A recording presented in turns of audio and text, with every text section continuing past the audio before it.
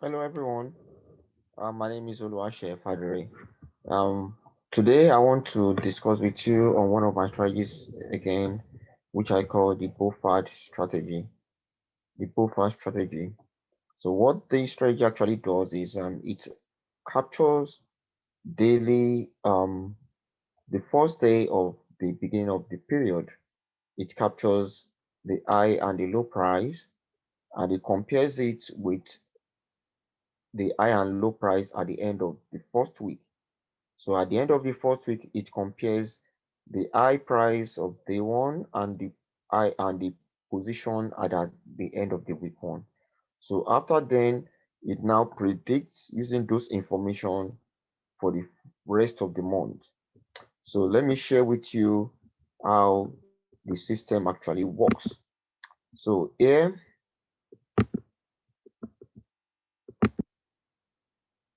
yeah. So this is my template that I've created actually for the strategy. So if you see here, you see this is supposed to now be March because we're now in April. So what does this mean? It means this is actually the difference, the gaps you accounted for in the month of March.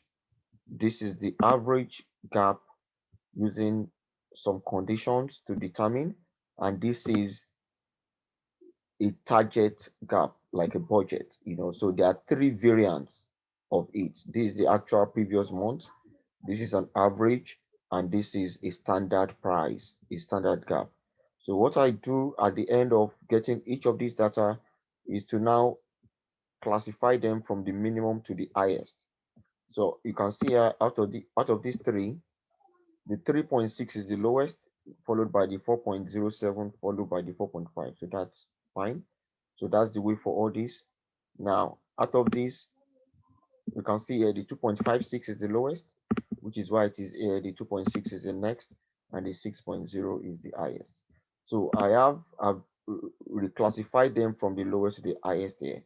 So basically, it is this, it now begins to measure the actual compared to these three categories. And here will give you the percentage of achievement of each level. So, which means currently now on AUD Japan, the current gap is 1.2, and 1.2 in the ratio of 3.6 is just 33%. So, which means according to the current position today, the 4th of April, according to today, the 3rd of April or the 4th of April, because it's a weekend, this is the current achievement using the minimum 33%, the average 29%, and the highest 27%. So that is the way it's been able to position itself. So what happens is that you can see here, this is the price on day one. So this is the price at the end of the week. So because our day one during that period, um, it's not really actually day one precisely, it's the beginning, the first day of the period. So the first day of the period, this is the high and the low. So, but at the end of the week, which is the first week, this is which was the third. This was the highest price and the lowest price as at the fourth. So for the rest weeks of the month, the template now begins to calculate to get the updated prices at the end of every week. So it continues to calculate. So you can see here, so by end of next week, which is going to be around the 10th, we get the highest and the lowest for the week. On the third week, that is 17th, we get the highest and lowest. And 24th and the final week, we get the highest and lowest. So this is, as we are updating each of these, we are updating the last report because this is the final report. So anytime we update any of these templates, any of these positions, we come and update it here. So this should reflect the current position as a date. So this should reflect the current position as a date. So what this means now is this. According to the first, so now here I have the 50% of the highest. So the 50% of the highest and the 50% of the lowest, according to this. Now, so this is the high price for the first day and the lower price for the first day. And this is the highest as at the end of the first week. And this is the lowest for the first week. So what I usually do, the reason why I colored some of this is this. I compare these positions, the prices of the current update to the prices at the beginning of the week on the first day. So anyone that is static, I color it. So what that means is that once I color any of this data, then what I expect for the rest of the month is that this data should not change.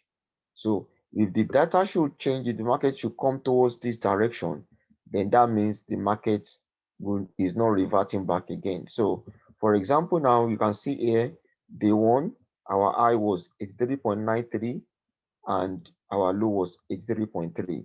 But by the end of week one, our low remained the same, which is 83.3. So that's why I colored it, but our high has gone up to 84.5. So what this means now is this. We expect the high to continue to go up to 85, 86, 87. But if the current price should come back to 83.3, then the market is no more buying again, which means the market is no more going up again. The market will be coming down. So if the market should get to 83.3, then we are selling all the way down for the rest of the month. So currently now, the gap between the high and the low is 1.2. Meanwhile, if we are selling, we expect the price to move as much as our first position, which is 3.6. So we still expect this AUD Japan yen as a date to still move about 2.4. So if it goes above 84.5, then the 2.4 will be the 3.6, which is this, will now be 83.3 plus 3.6. So that means the highest at the end of the month may be getting to about 86.9.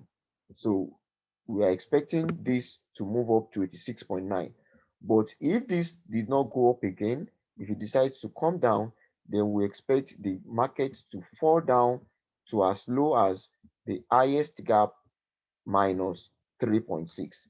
So if this should remain static at the end of, if the high should remain static for the rest of the month, then we expect the low to move downwards towards 84.5 minus 3.6, and that will be giving us about 80.9 or lesser than. So whichever the market goes, but so this is the condition of these positions. So you can see again for AUD Japan, AUD USD, the same thing. Although now at the time currently, both of them actually changed, but I'm coloring this for now because that's my expected position. So what this means now is this, like I said, if the price should go up, the price is to go up above 0.7664. But if the price should come down, then from this price up or downwards, I'm going to start selling. So from this price that I'm coloring from the low side, I'm going to start selling. From this side price I'm coloring on the high side, I'm going to start buying. So for example, now Euro AUD, you can see the first day is highest is 1.5463 and the current highest is 1.5463. So the low has decreased, has changed, so which means the price came down. So what I'm saying now is that for the rest of the month of April, if the price should go above 1.5463, then I'm going to start buying. So this is my position to start taking the buy action. So all the way upwards, I'm going to take a buy action until my predicted gap. So you can see here, my predicted minimum gap is 0.043 for Euro AUD. Currently, the gap is 0.0113. So I still have about 0.03 to go all the way. So what does that mean? So that means if the price should start going up, then I'm expecting the price to get to 1.53 plus point zero four zero four three. So that's going to be like an average about 1.578. So I'm expecting this I to move from 1.546 to 1.578 or more than or above. Okay, so that is the projection. So that is what this strategy is all about. So it helps me to compare to get a position as at day one. It helps me to get a position as at week one. From the I compare the position of day one to week one, decide the static position and decide the direction of the market. So once I determine the direction of the market, I take a backup position for the static price. So if I take the backup, then I'm expecting the market to go to the other way. But if the market should decide to revert back to the backup, then I'm going to take action from the backup to the direction of the backup. So this is all that this strategy is all about. So using this, hopefully by God's grace, by the end of the month of April or towards the end of April, by the third week or fourth week, we'll be able to evaluate this strategy and compare the positions according to our expectations. And we now compare if actually the market went towards the direction or not. But all the same way, what this means is that if the market should go the other way, we should only just need is just a backup. So this is just telling about the backup that look, we expect the market to go up above it. For example, AUD US, AUD Japan yen, we expect the market to go up above 84.5 upwards. But in case if the market should fall back down below 83.3, then we should sell all the way down.